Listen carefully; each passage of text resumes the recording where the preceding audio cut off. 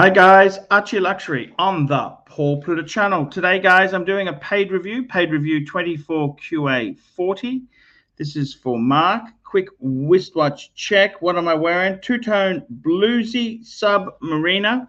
Guys, let's run the intro and let's take a sticky beak at this collection. That's right guys, I want to take a look and we're going to review his collection. It's a wonderful collection.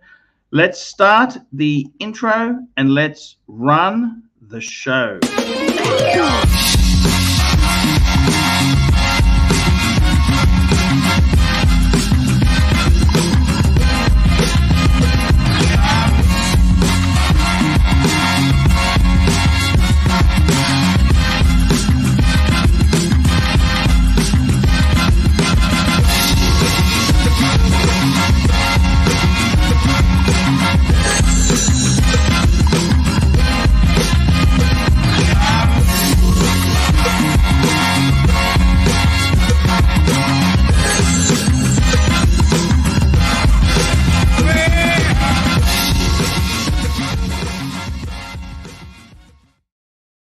Hi guys, ArchieLuxury on the Paul Pluta channel. Today guys, we're doing paid review 24QA40. Let's bring up a photo of this superb collection. I'm gonna read you what he says here. Let's go. He goes, "Dear Arch, attached is a picture of my current collection that I'd like you to review and recommend an additional piece to complement it.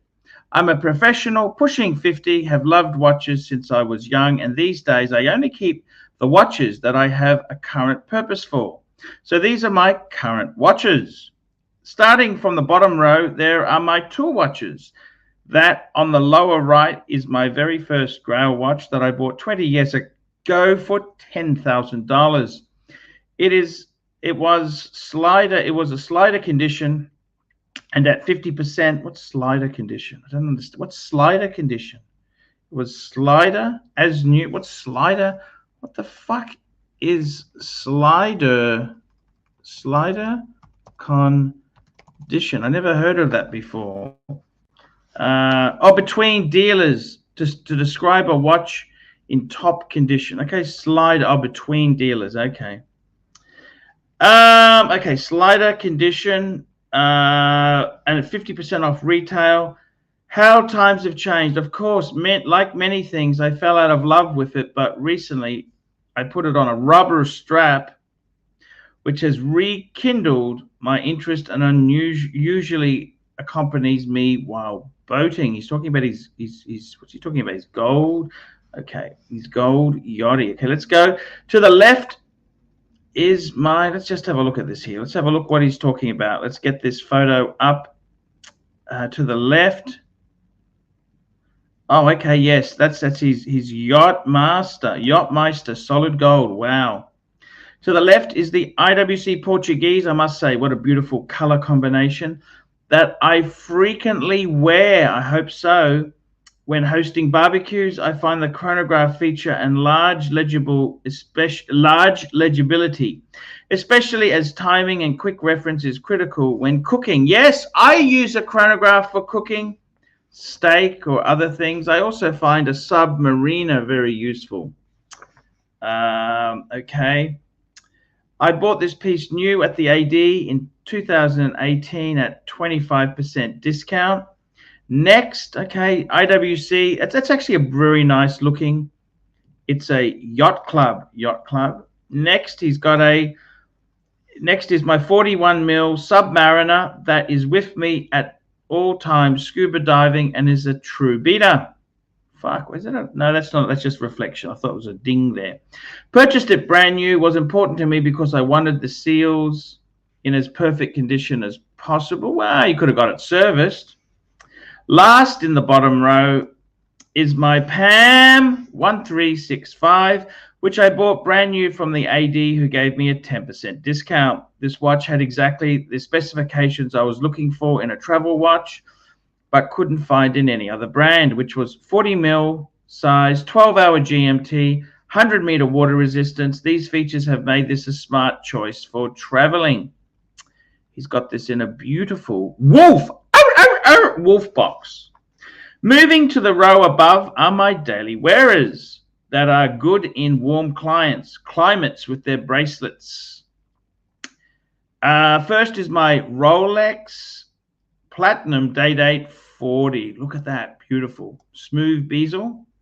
The Rolex Day-Date is arguably the king of watches, and I think the Platinum model with the ice blue is the crowning glory.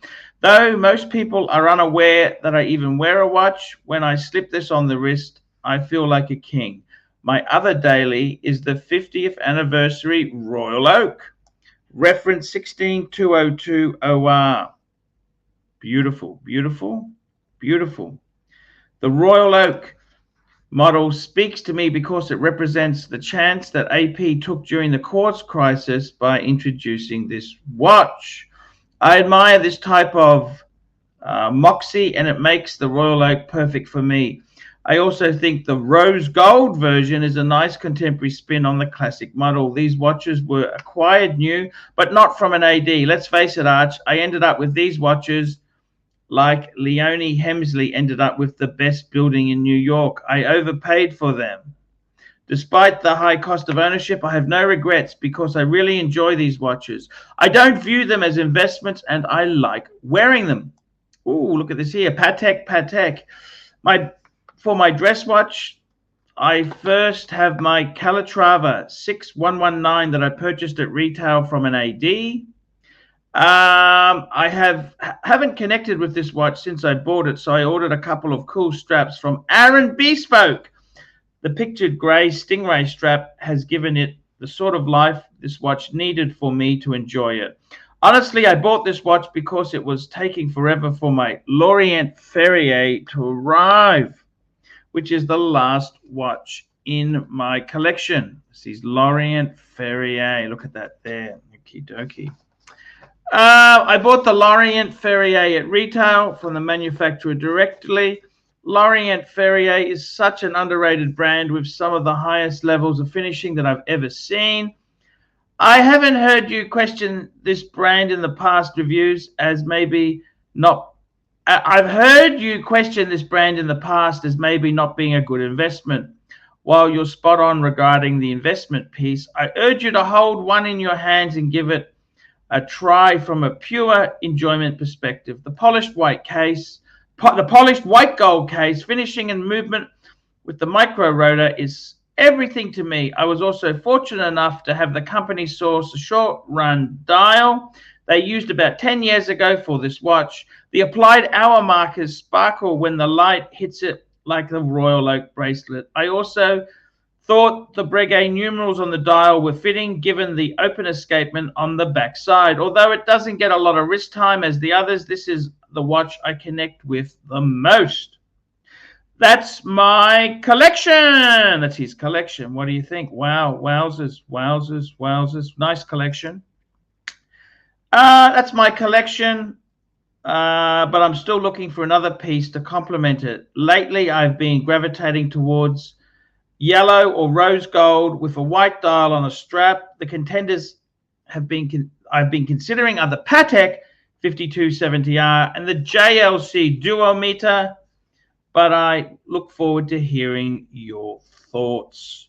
So let's just, before we go into which piece next, let's just have a bit of a squiz at this collection in detail. So let's have a look here. What do I think? What do I think? I must say, it is a beautiful collection. He's got some really nice pieces. I always say, when you look at a collection, I always say, well, do we have the bases covered? Bases covered being we want a diver. Well, in this case here, we got 3 divers. We got a PAM, we got a Rolex Submariner, and we've got a Rolex Yachtmeister. We've also got, then we look at chronographs. We've got the IWC, the Yacht Club.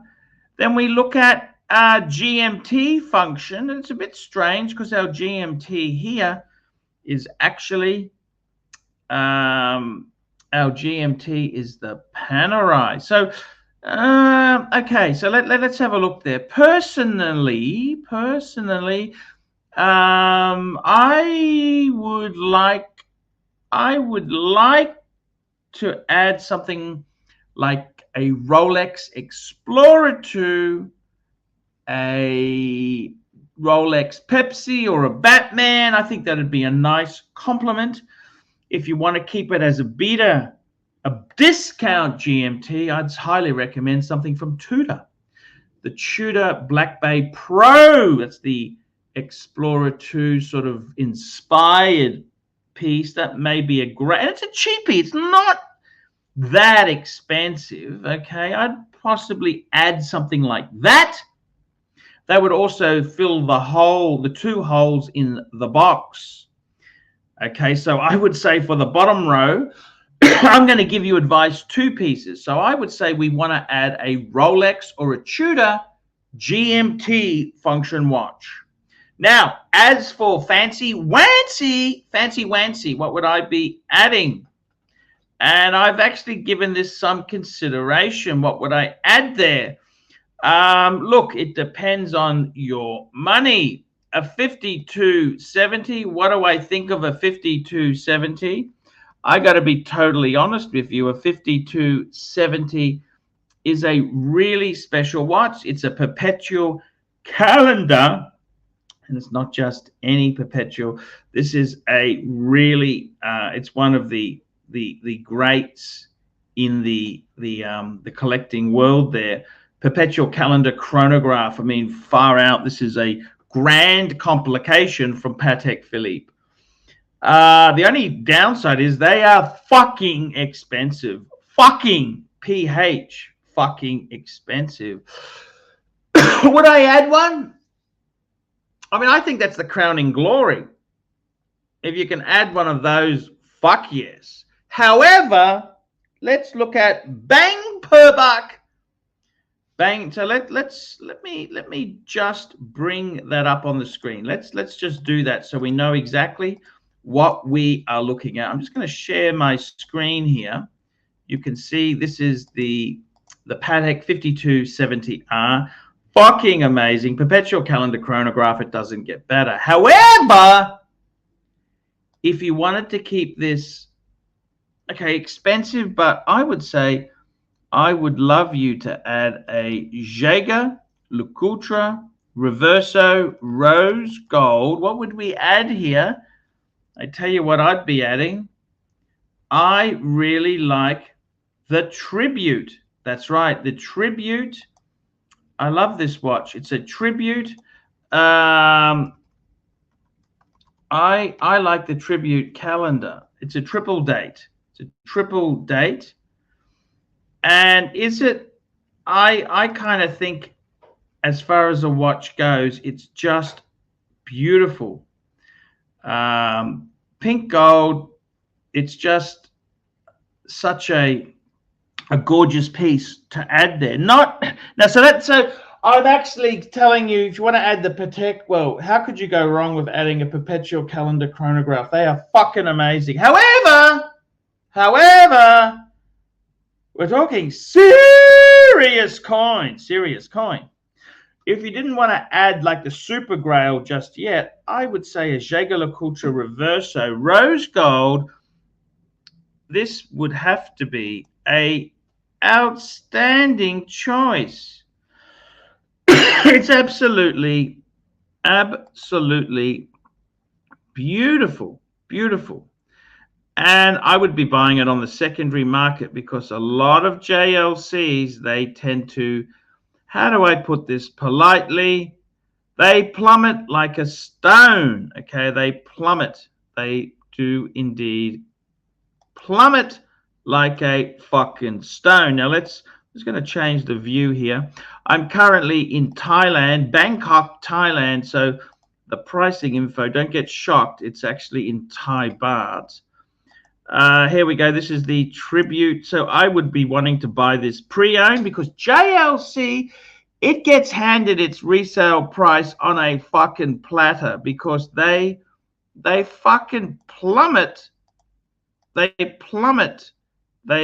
fucking plummet. They plummet. Okay, I'm sorry, but this is, fuck, I'm just trying to get this thing up on the screen and it's gone all shitty for me. I got to be totally honest with you. These are beautiful, beautiful watches. I would definitely say JLC, fucking gorgeous. As far as a really nice dress piece, how could you go wrong with this? So, in all honesty, this is what I'd be adding. Now let me review your. Okay, so that's the additions. Let me just get back to talking about your collection itself there. What do I think of your collection? I really like it.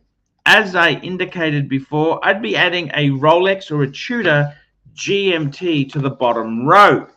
Okay, and I quite like it. I like the way you've got dress and steel sport. Or, well, I shouldn't say steel sports. We've got because we have a solid gold Yachtmaster on the bottom row. I like the way you've done it. Okay, so I would be saying to you, if it was me, let's just go through the pieces. We've got the solid gold Yachtmaster. I'd prefer it on the bracelet. I think the big thing about the solid gold Yachtmaster is the gold bracelet, the oyster bracelet. I'd put it back on.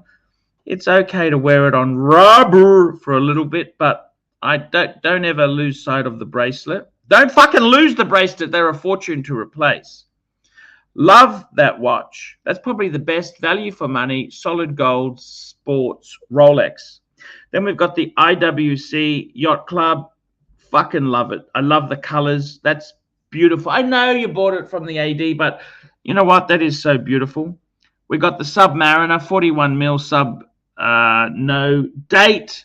How could you not love that? Quintessential, perfect watch, one and done. You could be on a desert island and live out your days in peace. The Panerai GMT. I'm not a huge fan. I'm not a huge fan of multi-function PAMs. I like simple, but it's not super complicated. What is it? It's got a GMT function. Still, it's okay. Lovely. I like the PAMs. I think that's a nice addition to your steel sports setup. Then we go into your dress pieces. The Platinum Day Date. Fuck me dead. Fuck me dead. Fuck me dead. It's heavy hitting. Heavy hitting. I can't criticize that. Heavy hitter. Beautiful. Beautiful. Then we go on to, you've got the rose gold. Now, this is what's really special. This is the very special, this is a really special Royal Oak 3-hander. Okay. This is the 16202. So this is the one that is the reissue of the original 39 mil jumbo. It is a little bit hard to live with, this watch, in the sense that it's a purist watch, no screw-in crown and no secondhand, believe it or not. But it is pure class. There's no question of that. We've got the Patek 6119. Oh, beautiful. And I owned a 5196, which in white gold, and I found it a wee bit small. Maybe I'm just a bit fat. Maybe but I think the 6119 is everything the 5196 should have been. Then we've got the Lorient Ferrier. What do I think? I have trouble because I'm the sort of guy who needs to be able to get out. I mean, with that said, I invested in watches and I had fucking burglars who helped themselves. And ouch, ouch, ouch. What can be said? It's very painful. So, I've got to be honest with you. It's not my cup of tea. Is it a terrible? No, it's not terrible. It makes you happy, and the quality is amazing. I get it.